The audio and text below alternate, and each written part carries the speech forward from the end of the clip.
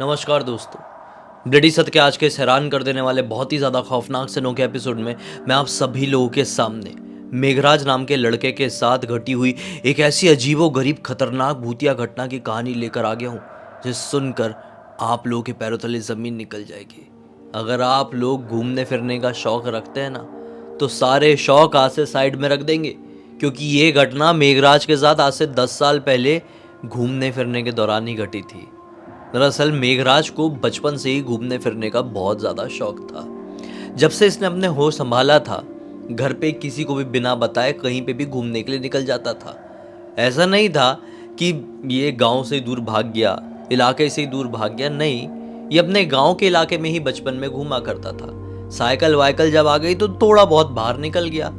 दरअसल ये राजस्थान के जयपुर के अंदर एक छोटे से गांव का रहने वाला था। हुआ ऐसा, जब ये लगभग 10 साल का हुआ तो इसने अपना ऐसा रूटीन बना लिया कि रोज शाम को 5 बजे साइकिल उठाता, घूमने के लिए निकल जाता और दूर दराज के इलाकों में भी जाता, और फिर ये कोई 8-9 बजे लौट जाया करता।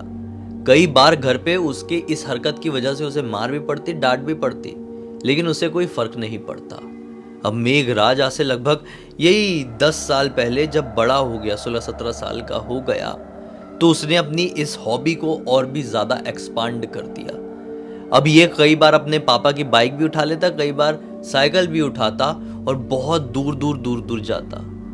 इसे गांव के आसपास थोड़े से बाहरी इलाकों में बड़ी बड़ी पहाड़ियां थी, जिस पहाड़ियों का इतिहास गांव के लोग बहुत अच्छा नहीं मानते थे। दरअसल कुछ ऐसी पहाड़ियां भी थी जिस पहाड़ियों में चढ़ना तो छोटे बच्चे क्या, बड़े बूढ़े भी ऐसा कहते कि चढ़ जाए तो अपशकुन लग जाए, वहां पे ढेर सारी आत्माएं भटकती होगी। लेकिन मेघराज को ये सारी चीजों से कोई फर्क नहीं पड़ता था, क्योंकि उसको घूमना फिरना काफी ज्यादा पसंद था। एक दिन की बात है, दिसंबर का टाइम रहा होगा। शाम को आज वो थोड़ा फ्री था। उसके घर वालों ने उसे कहीं पे भी जाने से मना कर दिए थे कि आज अमावस्या की रात है, आज तू घूमने फिरने कहीं नहीं जाएगा। ये जो अमावस्या आई है इस बार, ये बहुत ही स्ट्रांग वाली है और काफ़ी समय में ऐसा वाला जो ग्रह नक्षत्र है वो बनते हैं, तो आज तो बिल्कुल भी बाहर नहीं निकलेगा। इसका मन उदास था। मम्मी पापा कुछ काम में लगे ही है कि इसने उठाया अपनी साइकिल और निकल पड़ा। इसके पास इसका मोबाइल था। जी हाँ, उसने उस समय मोबाइल खरीद कर रख लिया था। खैर, ये साइकिल से निकल गया उसी पहाड़ी की तरफ, क्योंकि पता नहीं क्यों उसे वो पहाड़ी आज अपने पास बुला रही थी। बहुत टाइम से वो उस पहाड़ी की तरफ जाने की कोशिश करता था, लेकिन किसी ना किसी वजह से उसको अपना प्लान कैंसिल करना पड़ता ही था। लेकिन आज वो चाह के भी रुकना नहीं चाहता था। उस पहाड़ी में पहुंच जाता है, मस्त से एंजॉय कर रहा था कि थोड़ी ही देर बाद उसके पापा का फोन आता है। जैसे मोबाइल की घंटी बजती है, उसको रियलाइज होता है, अरे बहुत लेट हो गई है यार, अंधेरा भी लगभग हो ही चुका है। फोन उठाता है। हाँ पापा, आ रहा हूं ना, क्यों टेंशन ले रहे हो, घर से थोड़ी ही आगे हूं, पहाड़ियों के पास, 40-50 मिनट में मुश्किल से पहुंच जाऊंगा। पापा गुस्से से झल्ला उठते हैं कि तुझे मना किए थे ना आज घर से बाहर निकलने के लिए, तू निकला तो निकला, लेकिन पहाड़ियों की तरफ चले गया। अब तुझे कुछ भी होगा तो कौन जिम्मेदार रहेगा, तुझे तो हमें ही संभालना होगा ना। ये पापा को समझाते हुए कहता है, अरे पापा टेंशन मत लो, फटाफट आ रहा हूँ, ठीक है फोन रखो। और इसने पापा का फोन को इग्नोर करके काट के जेब में रख दिया। अब क्या था, पापा को तो बोल दिया था आ रहा हूं, लेकिन इसका निकलने का मन नहीं कर रहा था। पहाड़ी बहुत बड़ी थी और ये पहाड़ियों की तरफ ऐसा कभी आया नहीं था। आज पहली बार इस पहाड़ी की तरफ आया था जिस पहाड़ी से पूरे गांव के लोग डरते थे। घूमने में बहुत मजा आ रहा था, लेकिन जब अचानक से ऐसा फील हुआ कि अब ठंड भी बढ़ रही है, अब मुझे निकल जाना चाहिए, तो उसने अपनी साइकिल चलाना शुरू कर दिया। साइकिल चला के वो मुश्किल से यही 200 मीटर आगे बढ़ा होगा कि उसे ऐसा महसूस हुआ कि पीछे से बहुत एकदम जगमगाता हुआ कोई जमावड़ा इसकी तरफ बढ़ रहा है। ये रुका और पीछे पलट के देखने लगा। देखा कि मशाल लिए हुए कुछ लोग आगे की तरफ आ रहे हैं, तो थोड़ा घबरा गया। सोचा कि छिपकर देखता हूं कि ये कौन लोग हैं, और जिस पहाड़ी से लोग इतने ज्यादा डरते हैं, वहां पर इतनी बड़ी तादाद में ये लोग क्यों गए हुए थे। वहां पर एक बड़ा सा पेड़ था, एक बड़ी सी चट्टान भी थी। उसके पीछे वो अपनी साइकिल लेकर गया और छुप गया। वो लोग धीरे धीरे करके पहाड़ी से नीचे उतरने लगे और इसको क्रॉस करके आगे बढ़ गए। जब इसने सोचा कि ये लोग नॉर्मल हैं, लेकिन पूरे भी नहीं।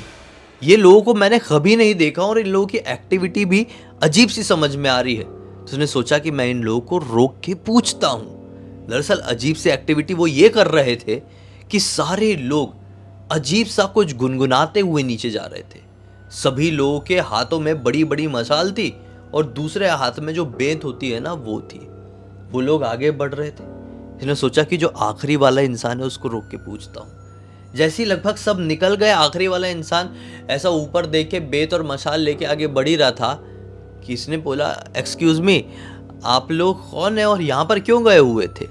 उसका ये बोलना हुआ कि सारे के सारे लोग जो आगे बढ़ रहे थे वो रुक गए और इसको पलट कर देखने लगे। लेकिन इसको देखते देखते कोई भी शांत नहीं रहा। वो गुनगुना ही रहे हैं। पता नहीं क्या गुनगुना रहे थे। ये कोई राजस्थानी लैंग्वेज नहीं थी, ये कोई भी ऐसी लैंग्वेज नहीं थी जिसे मेघराज ने कभी अपनी जिंदगी में सुना था। वो लोग बहुत वियर्ड सा रिएक्ट कर रहे थे। अब जो आखिरी में इंसान खड़ा हुआ था उससे मेघराज ने फिर से पूछा, क्या आपने बताया नहीं आप लोग कौन है?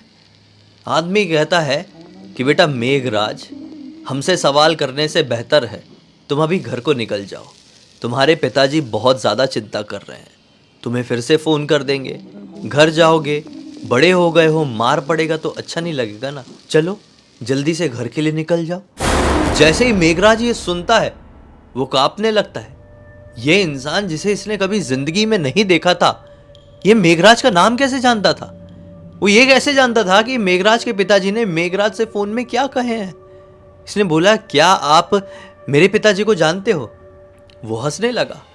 जैसे ही उसका हंसना शुरू हुआ, सारे के सारे भीड़ में जो 20-22 लोग थे वो भी जोर जोर से हंसने लगे और अपनी मसाल उल्टी करके भुजा दिए और इसकी तरफ धीरे धीरे करके बढ़ने लगे। अब इसकी तरफ बढ़ने लगे तो ये घबरा गया कि ये लोग इस तरह से रिएक्ट क्यों कर रहे हैं। मैं अपनी साइकिल उठाता हूँ, निकलता हूँ। ये भी पीछे हटने लगा इन लोगों को देखते हुए। अब वो लोग जो धीरे धीरे गुनगुना रहे थे वो जोर जोर से बोलने लगे और इसकी तरफ बढ़ने लगे। इसका डर और भी ज्यादा बढ़ने लगा। भरी ठंड में इसको पसीना आने लगा क्योंकि ये रास्ता पूरी तरह से सुनसान था और आसपास से किसी के भी आने जाने का कोई चांसेस नहीं थे। अभी ये थोड़ा पीछे हुआ, अपनी साइकिल उठाया और साइकिल चला के जैसे ही आगे बढ़ने की कोशिश किया, इसकी अपने आप चेन उतर गई और साइकिल का सामने वाला टायर अपने आप निकल के गिर गया। तो ये बहुत जोर से डर गया और रोने लगा। वो जो लोग इसकी तरफ आगे बढ़ रहे थे सभी लोगों ने एक साथ कहे, रोने वाली क्या बात है बेटा, तुम भी हमारे साथ इस बारात में शामिल हो जाओ। हम लोग तुम्हारे घर के सामने से ही निकलने वाले हैं, तुम्हें छोड़ते हुए निकल जाएंगे। डर क्यों रहे हो, आ जाओ हमारे पास, आ जाओ बोल के वो लोग इसकी तरफ और आगे बढ़ने लगे।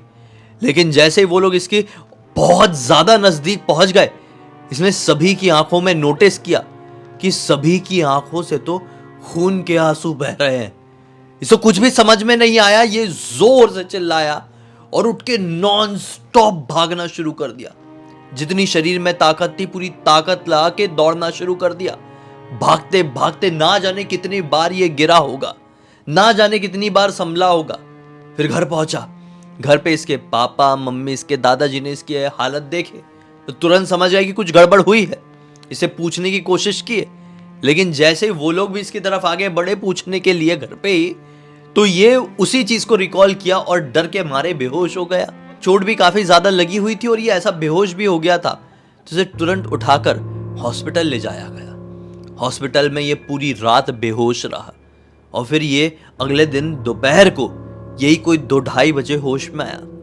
होश में आया तो इसके दादाजी इसके पास थे। दादाजी ने फिर से कहे कि क्या हो गया बेटा, पहाड़ी की तरफ क्यों गया था, क्या परेशानी हुई, बता अब मुझे, तुझे कोई कुछ नहीं बोलेगा। इसने दादाजी को पूरी बात बता दिया। फिर दादाजी बोलते हैं, तुझे नहीं जाना चाहिए था। दरअसल हर अमावस की रात को उस पहाड़ी से भूतों की बारात निकलती है और जो कोई भी उस बारात को देख लेता है वो भूत भी उसे अपनी बारात का हिस्सा बना लेते हैं। ये भी पूरी क्यूरियोसिटी के साथ पूछता है, दादाजी ऐसा क्यों, भूतों की बारात उसी पहाड़ी से क्यों निकलती है? तो दादाजी बताते हैं, आज से लगभग 160 साल पहले की बात है। वो लोग नॉर्मल लोग थे, हमारे ही गांव के लोग थे। बेचारे लोग गांव के राजा की शादी में जा रहे थे। वो शादी में जा ही रहे थे, वो पहाड़ी को क्रॉस करके जाना था, लेकिन पहाड़ी में जब तक पहुंचे हैं तब तक पास में ही एक बड़ा सा बांध हुआ करता था जो कि टूट गया। उस महीने काफी ज्यादा बारिश हुई थी, बांध काफी ज्यादा भरा हुआ था जिसकी चपेट में आकर 20-22 लोग एक साथ मर गए थे। उसके बाद से जो कोई भी वहां से गुजरता था उन्हें किसी की रोने की, चीखने चिल्लाने की, भागने की आवाजें सुनाई देती थी। इसलिए पूरे गांव ने उस जगह में जाना ही बंद कर दिया और अमावस्या की रात को तो कोई भी हिम्मत नहीं करता। तू चला गया, देख जो भी जाता था उस बारात में शामिल हो जाता था। अच्छा हुआ तेरी किस्मत अच्छी थी, तू दूसरे रास्ते से बुरी तरह से भाग कर आया। तूने हिम्मत नहीं हारा, नहीं तो अच्छे अच्छे सरेंडर कर देते हैं और उनका खेल तमाम हो जाता है। चल, अब जो अपनी हिम्मत के कारण ऐसा बच गया है, ऐसी हिम्मत हमेशा बनाए रखना। ये हॉस्पिटल से डिस्चार्ज हुआ, अपने घर पहुंचा और तब से लेकर आज तक पूरे 10 साल हो चुके हैं। लेकिन इन 10 सालों में ये आज तक उस पहाड़ी की तरफ नहीं गया है। रात में क्या, दिन में भी जाने की वहां पर नहीं सोचा है। और जो कोई भी बात करता है हमेशा उनको आगाह करता है, देखो भाई तुम लोग मानो या ना मानो, निगेटिव एनर्जीज होती है और बड़ी खतरनाक तरीके से होती है। मैंने खुद अपनी आंखों से देखा हूँ, उनको बहुत खतरनाक तरीके से महसूस किया हूँ। इस पूरी घटना की जानकारी किसी और ने नहीं बल्कि मेघराज ने ही मुझे इंस्टाग्राम पर लिखकर भेजा। बोला कि पूरी दुनिया को बताइए कि पूरी की पूरी पहाड़ी भी भूतिया हो सकती है। दरअसल इस प्रकार का एक भूतिया कांड रूपकुंड में भी हुआ था। आप लोगों को पता होगा, आज से काफी साल पहले एक राजा रानी हुआ करते थे। रानी गर्भवती थी, तो उनकी कुलदेवी के दर्शन के लिए राजा अपनी रानी को और कुछ प्रजा को लेकर पहाड़ी में जा रहे थे। तो वहां पे कुछ ऐसी प्राकृतिक आपदा आ गई, तो जितने भी लोग उस जत्थे में शामिल थे सभी के सभी लोगों की मृत्यु हो गई। रूपकुंड में आज भी आप जाएंगे तो देखेंगे कि ढेर सारे कंकाल, नरकंकाल वहां पर पड़े हुए हैं। तो ऐसा ही कुछ इस पहाड़ी ने भी फेस की और उस घटना के प्रमाण आज भी वो भूतों की भरात वहां पर देती है। खैर दोस्तों, उम्मीद करता हूं कि आज की इस कहानी के जरिए आप लोगों को बहुत अच्छी सीख, एक अलग ही मनोरंजन मिला होगा। तब तक इस वीडियो को देख लिए हैं तो लाइक जरूर कर देना, चैनल को सब्सक्राइब करके बेल आइकन दबा के ऑल के ऑप्शन में क्लिक करना, क्योंकि इसी तरह के हैरान कर देने वाले खौफनाक वीडियोस डेली आप लोगों के सामने लेके आता रहता हूँ। इंस्टाग्राम के लिंक इस वीडियो के डिस्क्रिप्शन बॉक्स में मिल जाए, क्लिक करके डायरेक्टली वहां पर पहुंच जाना। और इसी तरह की कोई भी कहानी, टॉपिक या जानकारी आप लोग के पास भी है तो लिख भेजना। हो सकता है मेरा अगला वीडियो कल आप लोगों के हिसाब से ही बन रहा हो। तो चलिए कल फिर से मिलते हैं, तब तक के लिए बहुत बहुत धन्यवाद। आपका दिन शुभ हो।